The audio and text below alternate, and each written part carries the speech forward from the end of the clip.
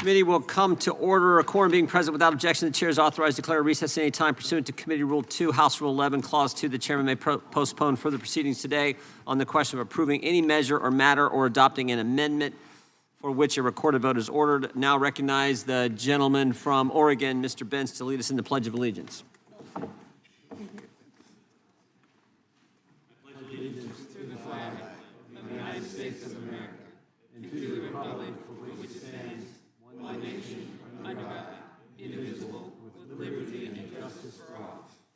Thank the gentleman. Pursuant to notice, I call up H.R. 2601, the National Human Trafficking Hotline Enhancement Act for purpose of a markup, and move that the committee report it favorably to the House. The clerk will report the bill. H.R. 2601. Without objection, the bill will be considered as read and open for amendment at any point. The chair now recognizes the gentlelady from Florida, Ms. Lee, for an opening statement. Thank you, Mr. Chairman. Today, I'm proud to speak in support of H.R. 2601, the National Human Trafficking Hotline Enhancement Act. This legislation requires that tips received through the hotline are timely shared with law enforcement agencies, which will help protect victims and combat human trafficking. Since introducing this bill in April, my office has had meetings with stakeholders, congressional offices, the operator of the hotline, and others to help enhance the efficacy of the hotline's process. I'm grateful to have endorsements from the Fraternal Order of Police, the Florida Sheriff's Association, and the American Hotel and Lodging Association who favor this bill. The National Human Trafficking Hotline was established in the Trafficking Victim Protections Act of 2000. The purpose of the hotline is to take tips about potential situations involving sex and labor trafficking and to report information to specialized trafficking task forces, federal authorities, local law enforcement, and service providers throughout the country. The hotline has provided more than 15,000 tips to law enforcement since its inception. Since 2007, an entity called Polaris has been the sole operator of the hotline. Recently, Polaris has shifted its focus away from serving as a tip line and instead decided to act as a resource hub for survivors. This is contrary to congressional intent and agency guidance and undermines law enforcement efforts to combat human trafficking. They should be both a resource for survivors and operating a tip line. On February 27th, a bipartisan group of 36 attorneys general from around the country sent a letter to congressional leadership raising concerns about the hotline operator failing to report tips to law enforcement and failing to provide timely information. These attorney generals asked Congress to take action. My office worked closely with them to draft this legislation, which will ensure that law enforcement is given access to the information that they need. The National Human Trafficking Enhancement Act clarifies that law enforcement agencies must be notified of tips that are communicated to the hotline and that the hotline must serve as a tip line as originally intended. Additionally, I plan on offering an amendment today that makes clear that a survivor who contacts the hotline may remain anonymous should they choose. As a former prosecutor and judge in Florida who spent many years investigating and prosecuting human trafficking cases, I know firsthand how devastating this crime can be to survivors and their families, and also how vital it is that tips from business owners, teachers, and the community, as well as survivors, are timely shared with the men and women of law enforcement who work tirelessly to recover survivors and stop perpetrators. This bipartisan bill enjoys the support of numerous members on the committee on both sides of the aisle. I am proud to be part of a broad coalition of our members, and I ask my colleagues to join me in supporting this crucial piece of legislation. Gentlelady yields back. The chair now recognizes the ranking member, Mr. Nadler, for an opening statement. Thank you, Mr. Chairman. H.R. 2601, the National Human Trafficking Hotline Enhancement Act, would require the National Human Trafficking Hotline to provide information received through the hotline to state and local law enforcement. While this legislation may be well-intentioned, it misses the point of the hotline. A little history is instructive. In 2000, Congress passed the Trafficking Victims Protection Act, the first comprehensive law to address human trafficking. The TVPA created grants for the protection and assistance of victims of trafficking. In 2005, the Department of Health and Human Services established a 24/7 national and toll-free trafficking information and referral hotline. In 2007, HHS changed the name of the National Human Trafficking Resource Center and expanded the program to develop and disseminate resources for trafficking victims and anti-trafficking advocates and programs. And in 2015, Congress passed the Justice for Victims of Trafficking Act of 2015, which directs HHS to make grants for, quote, a national communication system to assist victims of severe forms of trafficking in persons in communicating with service providers, close quote. That remains both the mission of the hotline and the law.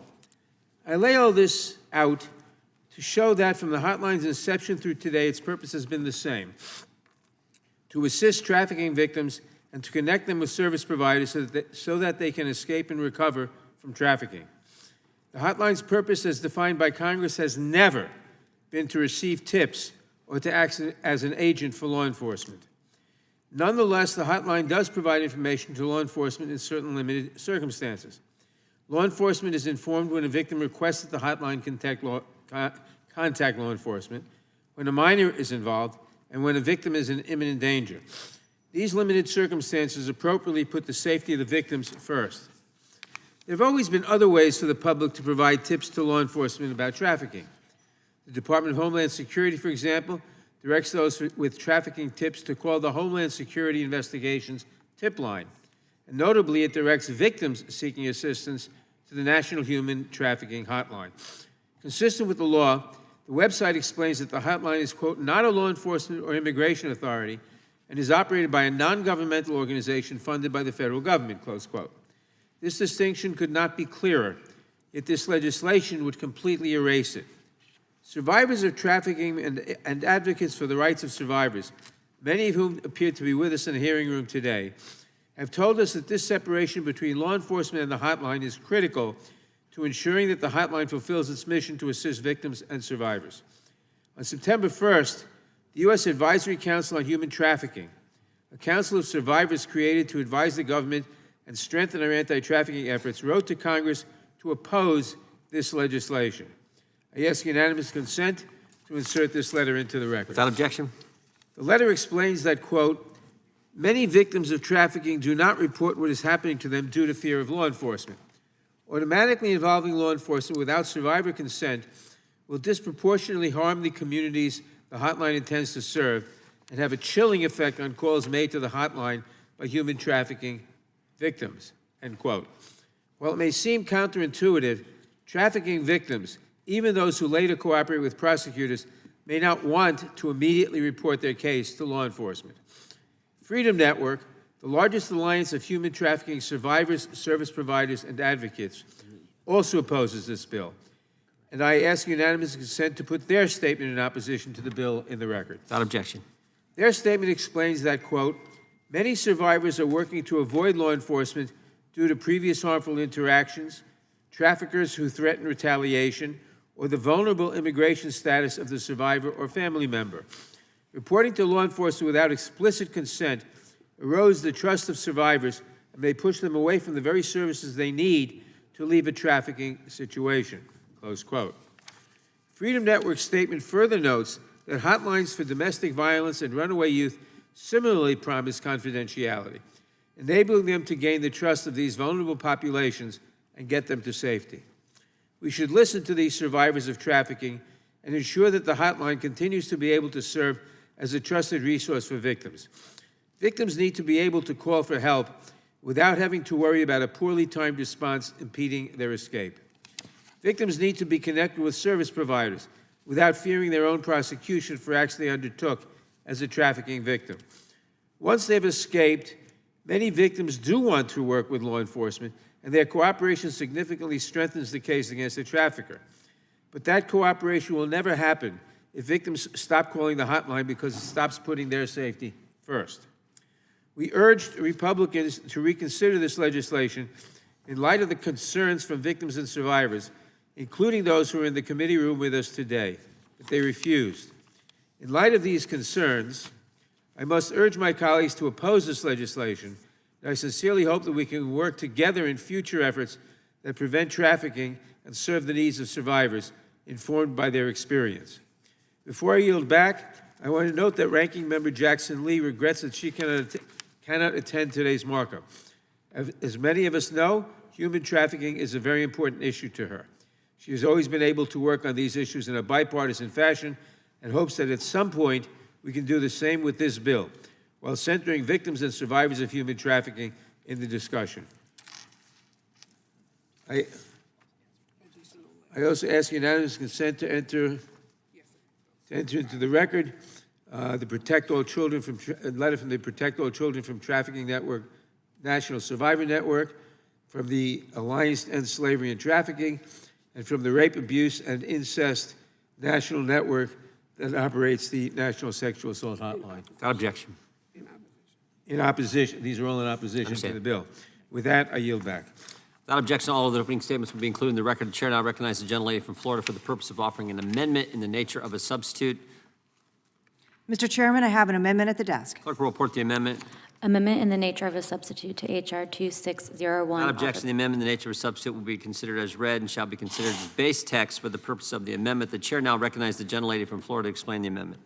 Thank you, Mr. Chairman. This amendment makes clear that information obtained by the tip line from a victim of human trafficking will not be shared unless the victim affirmatively consents to such information being provided to law enforcement. This amendment... The gentlelady, I think you were offering your amendment. We were talking about the amendment nature of a substitute. Oh, pardon me, sir. Okay, that's fine. Who now seeks recognition? The gentlelady from Florida is recognized for her. Did she get the INS? Did she offer the INS?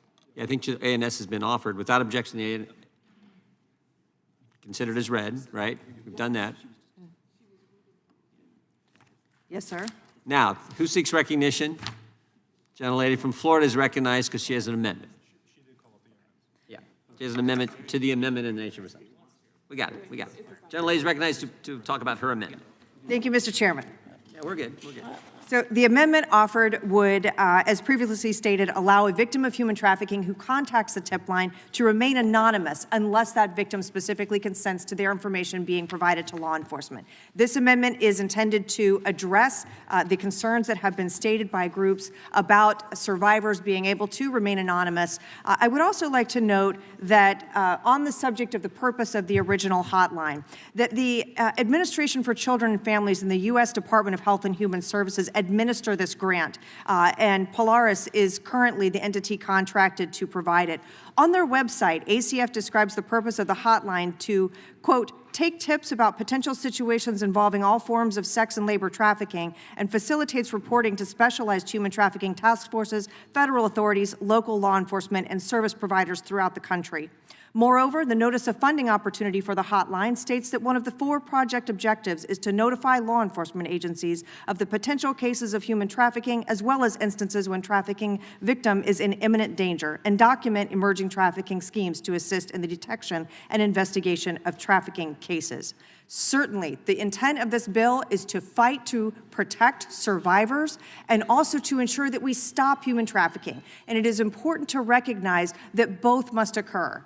So we absolutely recognize that supporting and providing resources to victims is vital. However, we can't stop traffickers without also working with the men and women of law enforcement who are on the front lines of this issue every day. Without them, the traffickers remain out there to identify and exploit additional victims. So it is a necessary part of combating human trafficking to engage, support, and work with the men and women of law enforcement who can actually stop and apprehend the perpetrators and put an end to this horrific practice. So this amendment is a balance that protects the concern of the groups that have reached out to our office in the survivors being able to maintain their confidentiality, while also ensuring that these important tips continue to be provided to law enforcement so that we can actually combat human trafficking. And final note, this is the contract that was engaged in by this NGO. So it is simply not at their discretion to decide to accept taxpayer dollars and then not perform the functions for which it was contracted. And with that, Mr. Chairman, I yield back. Gentlelady yields back. The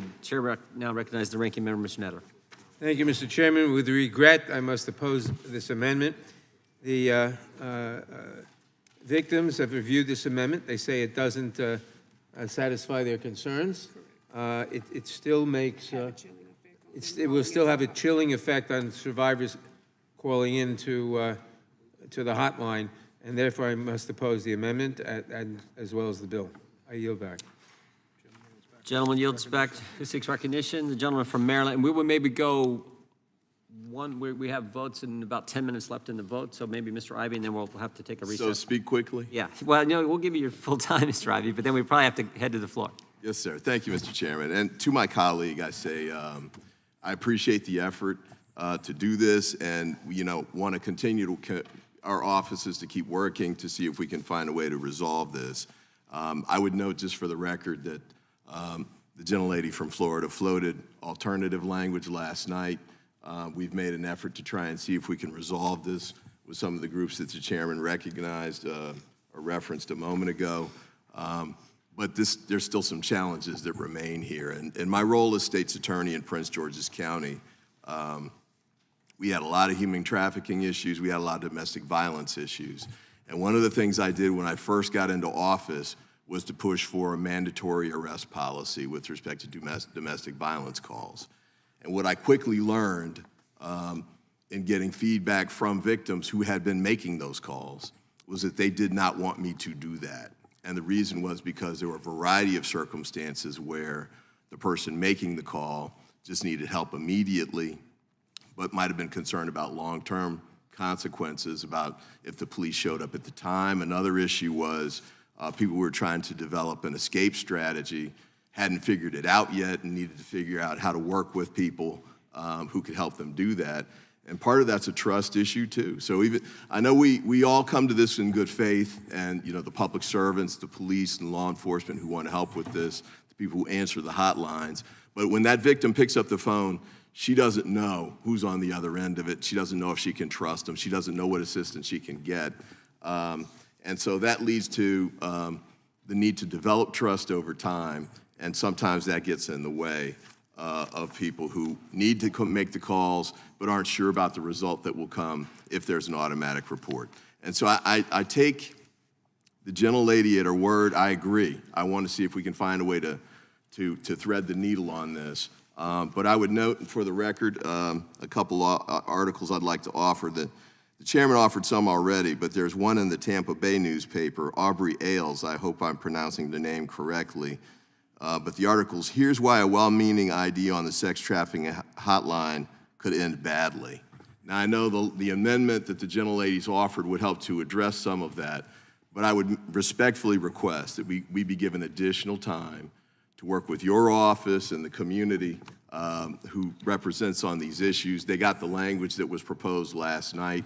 We were trying to work through that last night. The language that's offered today is slightly different than that. It's got some of the concerns I still had, but I would say we both have the same goals. I would just ask for additional time to work with your office and anybody else that wants to join in on this and see if we can find a common way to get this done, because we all want the same things, and I think we can get there. I yield back.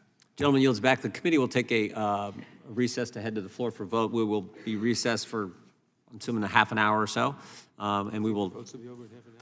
Well, let's hope so. I think we only got 2 votes, so hopefully we'll be back here. Let's try to be back and rolling by 11 o'clock. With that, the committee stands in recess.